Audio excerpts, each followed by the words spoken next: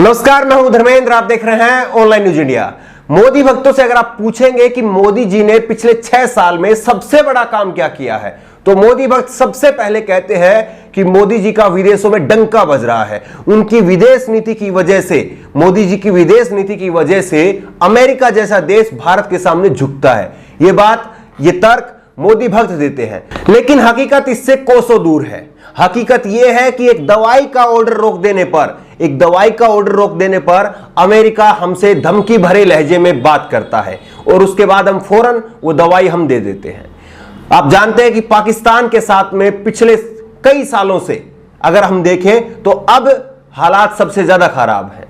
वहीं चीन के साथ में लगातार खटपट की खबरें जो है वो सामने आती हैं और अब तो खबरें ये आ रही हैं कि चीन हमारी सीमा के अंदर घुस करके बैठा हुआ है। खबरें ये आ रही है, लेकिन सबसे हमारा अच्छा दोस्त और सालों से जो हमारे सबसे ज्यादा करीब रहा नेपाल, वो आज हमसे दूर हो रहा है।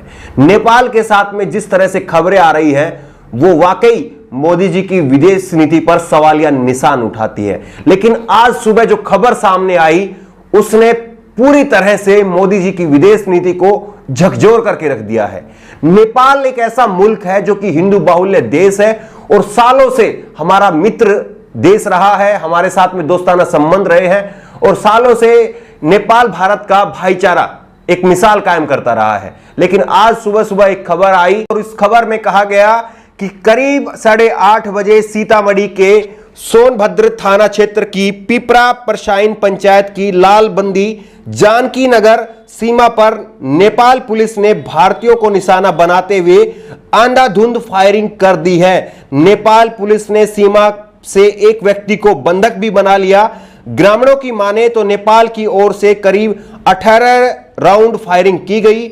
मृतक की पहचान जानकी नगर टोला लालबंदी निवासी नागेश्वर राय के 25 वर्षीय पुत्र विवेक कुमार के रूप में हुई है। वहीं 4 अन्य लोग जो हैं वो घायल हो गए हैं। तो ये अपने आप में बेहद चिंता का विषय है और इस पर हमें सवाल पूछना लाजमी बन जाता है। जाहिर तौर पर जहां पर विदेश नीति का मामला बनता है वहां पर सरकार के साथ में खड़ा होना चाहिए, लेकिन जब इस तरह की बड़ी चूक होती है तो सरकार से सवाल पूछना भी लाजमी हो जाता है कि सरकार की आखिरकार ऐसी क्या चूक हो रही है कि सालों से जो मुल्क हमारा मित्र था, सालों से जिसके साथ में हमारे दोस्ताना संबंध थे, वो मुल्क आज हमारे भारतीय नागरिकों पर अंधाधुंध फायरिंग कर रहा है। तो ऐसे में सवाल बनता है कि मोदी जी की विदेश नीति क्या वाकई फेल हो रही है। इस पर सवाल बनता है कि नेपाल की तरफ से, जो नेपाल हमारे सालों से मित्र रहा है, वो अंधाधुंध फायरिंग करने लग गया है। ये नौबत आखिरकार क्यों आई?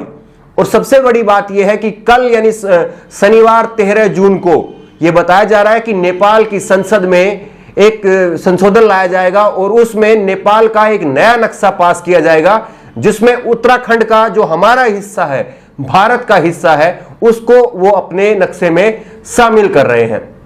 ये बड़ी ऐसी घटनाएं हैं जो मोदी जी की विदेश नीति पर सवाल खड़े करती हैं कि क्यों आखिरकार मोदी जी की इतनी मजबूत विदेश नीति होने के बावजूद हमारे पड़ोसी मुल्कों से ताल्लुकात इतने खराब क्यों हो रहे हैं।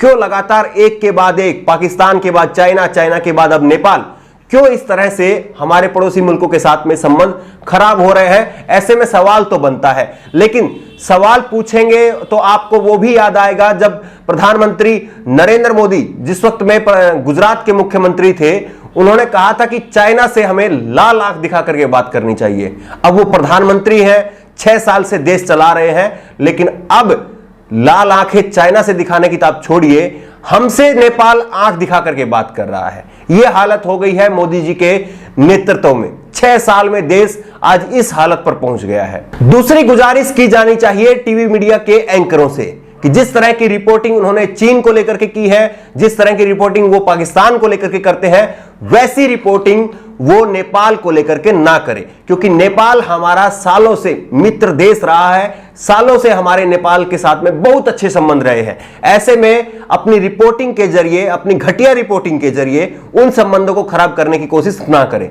यह बात सही है कि इस वक्त में हमारे नेपाल के साथ में संबंध जो है वो ठीक नहीं चल रहे हैं, लेकिन ये एक दौर है और इस दौर से हमारी सरकारें बात करके इस दौर से आगे बढ़ सकती है, मामले को सुलझाया जा सकता है। लेकिन जिस तरह की रिपोर्टिंग मीडिया के जो कुछ एंकर हैं उनके द्वारा की जाती है, तो जाहिर तौर से अगर ऐसी ही रिपोर्टिंग नेपाल को लेकर के की जाएगी तो हालात और खराब हो जाएंगे और उनको सुलझाना और खराब हो जाएगा। आपको एक ऐसी रिपोर्टिंग दिखाते हैं सुधीर चौधरी की, जिन्होंने चीन को लेकर के एक रिपोर्टिंग की और उसके बाद में सोशल मीडिया पर उनकी वो क्लिप वायरल हो रही है। क्या कहा था सुधीर चौधरी ने, एक बार जरा सुनिए आप।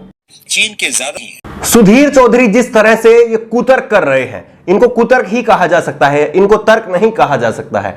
जिस तरह से वो कुतर्क कर रहे हैं कि चीन में एक बच्चे की पॉलिसी है और उसी की वजह से वहां की सेना के जवान अपने देश के लिए मर मिटने से पीछे हट जाएंगे, तो क्या फिर अगर सुधीर चौधरी का ये तर्क देखें या कुतर्क जिसको मैं कह रहा हूं वो कुतर्क देखें, तो भारतीय सेना में भी जो जवान ऐसे हैं जो अपनी मां बाप की इकलौती संतान है, तो क्या वो भी युद्ध के समय में पीछे हट जाएंगे? ये किस तरह की बचकानी हरकत ये मीडिया चैनल के लोग करते हैं। जाहिर तौर पर सरकार से सवाल पूछना चाहिए कि क्या हो रहा है और क्या होने वाला है, और जाहिर तौर पर हमारी सैन्य जो क्षमता है उसको दिखाना चाहिए। लेकिन इस तरह के कुतर्क करके क्या आप दूसरे देश को किस तरह से जो नीचा दिखाने की कोशिश कर रहे हैं, क्या उससे हमारे संबंध अच्छे होंगे? क्या उससे हमारी जो छवि है वो अच्छी बनेगी? इसीलिए मैंने कहा कि नेपाल को लेकर के इन मीडिया चैनल्स को इस तरह की रिपोर्टिंग नहीं करनी चाहिए, क्योंकि इस तरह की फिर उनकी बाइट वहां पर उनके देश में चलती है और इससे फिर हालात जो हैं वो और खराब हो जाते हैं। बहरहाल उम्मीद की जानी चाहिए कि प्रधानमंत्री नरेंद्र मोदी इस मामले पर गंभीरता से कदम उठाते हुए नेपाल के साथ में बातचीत करेंगे और बातचीत के जरिए पूरे मुद्दे को सुलझाया जाएगा। और जिस तरह से सालों से हमारे संबंध नेपाल के साथ में रहे हैं, उसी तरह से दोबारा से हमारे संबंध नेपाल के साथ में फिर से लौटेंगे। और जो मोदी भक्त ये कहते हैं कि मोदी जी 56 इंच का सीना रखते हैं, उनकी विदेशों में डंका बज रहा है, तो ऐसे में मोदी जी को भी गाल बजाने से बचना चाहिए और उन मोदी भक्तों को भी गाल बजाने से बचना चाहिए, क्योंकि गाल बजाना एक अलग काम है और देश चलाना एक अलग काम है।